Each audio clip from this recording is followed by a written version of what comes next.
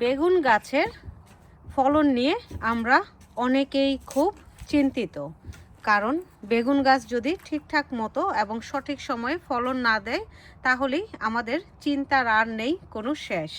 তো বেগুন গাছের ফলনের জন্য, খুব দ্রুত ফলনের জন্য এবং বেগুন গাছে প্রচুর ফলনের জন্য কি সার ব্যবহার করব, কি করব, আজকের ভিডিওর বিষয়বস্তু হচ্ছে সেটা। তো এই বছর আমি আমার বাগানে অনেক বেগুনের গাছ লাগিয়েছি। তার মধ্যে আছে লম্বা, যেটা পার্পল কিং সাইজ বেগুন, কিং বেগুন বলা হয়, পার্পল কিং বেগুন। আর আছে হচ্ছে সবুজ বেগুন, গোল রঙের একটু সবুজ বেগুন। আছে হচ্ছে তাল বেগুন, আছে সাদা লম্বাটে বেগুন, আছে হচ্ছে সাদা ডিম বেগুন। তো অনেক ধরনের বেগুনের গাছ এবছর আমি আমার বাগানে রোপণ করেছি, দেখতেই পাচ্ছেন। তো এর মধ্যে কিছু বেগুনের গাছ আমি দিয়েছি মাটিতে, আর কিছু দিয়েছি এই যে দেখুন পটে। তো অনেকেই বলে থাকেন যে বেগুনের ফলন মাটিতে বেশি, মানে গ্রাউন্ডে দিলে, সরাসরি জমিতে দিলে ভালো ফলন পাওয়া যায় নাকি পটে দিলে ভালো ফলন পাওয়া যায়। এটা নিয়ে অনেকেরই অনেক ধরনের মতভেদ আছে, সেটা আজকে আমি আর না বললাম। কিন্তু আজকে আমি শুধু আপনাদের সাথে এটাই শেয়ার করব যে বেগুন গাছ থেকে আপনি কিভাবে প্রচুর ফলন পেতে পারেন এবং কি ধরনের সার ব্যবহার করতে পারেন। তো আজকের এই ভিডিওতে আমি একটা জৈব সার দেখাবো, আর একটা হচ্ছে বাজার থেকে কেনা সার দেখাবো। আপনারা যারা ব্যস্ত মানুষ, বাগান করতে ভালোবাসেন কিন্তু বাগানে ঠিকমতো সময় দিতে পারেন না, আমি বলবো আপনারা চাইলে বাজার থেকে কেনা সারটা ব্যবহার করলেই হয়ে যাবে। এই একটা সার ব্যবহার করলেই আপনার গাছ আপনাকে প্রচুর ফুলে ফসলে ভরিয়ে রাখবে। আর যাদের কাছে সময় আছে আপনারা চাইলে জৈব সারের পাশাপাশি বাজারে কেনা সারও ব্যবহার করতে পারেন। তো সব কিছুই ডিপেন্ড করছে আমাদের সময়ের উপরে। তো চলুন বেশি কথা না বাড়িয়ে আজকে চলে যাই যে বেগুন গাছ থেকে আমরা কিভাবে বেশি ফলন পাবো।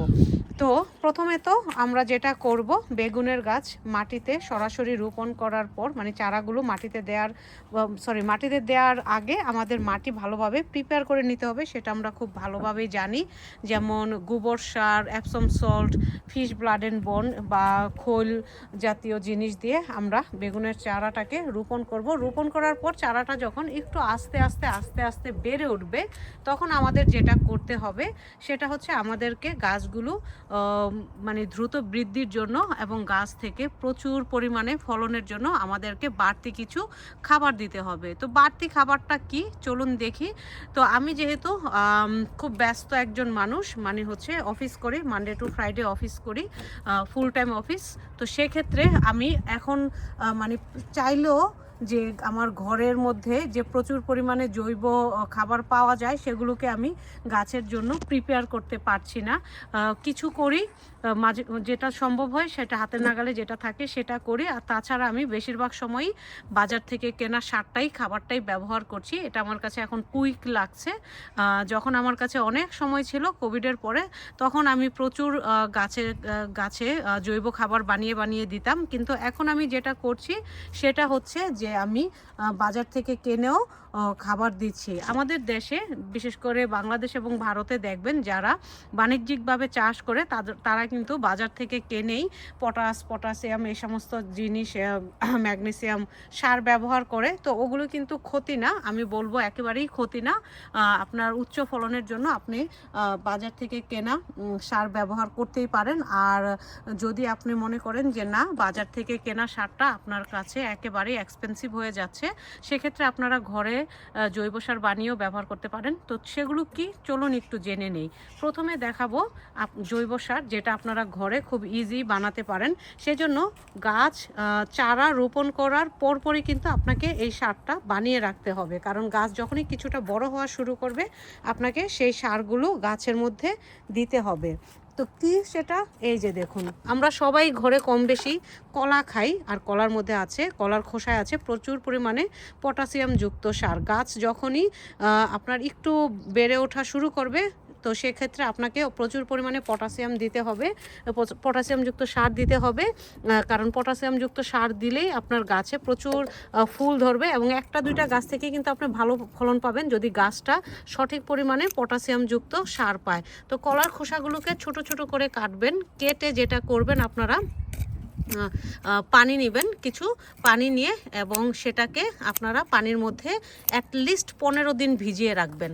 15 দিন আপনাকে ভিজিয়ে রাখতে হবে। সেই জন্যই বললাম, যখন আপনারা চারাগুলো রোপণ করবেন, রোপণ করার সাথে সাথেই আপনারা যেটা করবেন যে এই ধরনের জৈব সার ঘরে বানিয়ে রাখবেন। কলার খোসা, ঘরে আমের খোসা, ডিমের খোসা, সব ধরনের সবজি খোসা আপনারা যদি এই পানিতে কেটে ভিজিয়ে রাখেন অ্যাটলিস্ট 15 দিন, তারপরে সেই পানিটা যদি আপনারা ব্যবহার করেন আপনার গাছে, দেখবেন আপনার গাছের যে শিকড়টা সেটা কত সুন্দর একটা পটাশিয়ামযুক্ত সার পাচ্ছে, এবং ফুলগুলোকে ফলে পরিণত করতে অনেকটা সহায়তা করবে।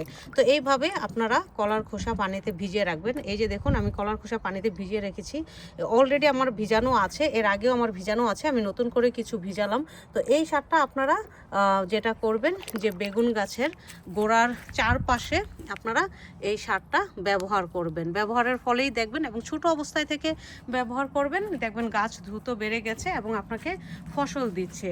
তাছাড়া যখন দেখবেন গাছে ফুল আসা শুরু করে দিয়েছে, সেই সময়টাতেও আপনাকে প্রচুর পরিমাণে এই সারটা ব্যবহার করতে হবে।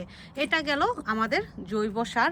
আর তাছাড়া আরেকটা যে সার, সেটা হচ্ছে আপনারা বাজার থেকে, এই যে দেখুন আমি এখানে টমেটো ফুড সেটা কিনে এনেছি। এটা দিলে গাছ অনেক অনেক ফসল দেবে এবং অনেক দ্রুত বাড়বে। আপনারা গাছে যদি টমেটো ফিড দেওয়া শুরু করেন, এবং আপনারা বেশি দিবেন না, সপ্তাহে একদিন দিবেন। বেশি দিলে কিন্তু আবার গাছের রুট নষ্ট হয়ে যাবে, জ্বলে যাবে।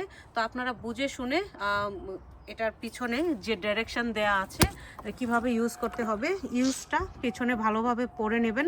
কত লিটার পানিতে কতটুকু মিশাতে হবে সব কিছু এটা পড়ে তারপরে আপনারা এই সারটা ব্যবহার করতে পারেন। এই সারটা খুবই ভালো সার। আমি দীর্ঘ 2 থেকে 3 বছর ধরে আমি এই সারটা আমার বেগুন গাছের জন্য ব্যবহার করে আসছি এবং ভালো ফলন পাচ্ছি। আপনারা আমার পূর্বের ভিডিওগুলোতে দেখবেন যে আমার বেগুন গাছে কি পরিমাণে ফলন, প্রচুর পরিমাণে ফলন, তাল বেগুন থেকে শুরু করে বিভিন্ন ধরনের বেগুন। তো এই সারগুলো ব্যবহার করবেন।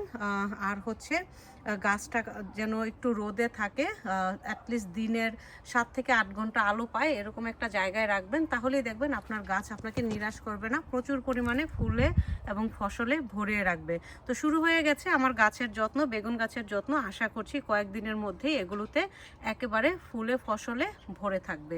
তো সবাই ভালো থাকবেন, সুস্থ থাকবেন। আজকে আর ভিডিওটা বড় করছি না, পরবর্তীতে আরও সুন্দর সুন্দর ভিডিও আপনাদেরকে উপহার দেওয়ার চেষ্টা করব। ধন্যবাদ।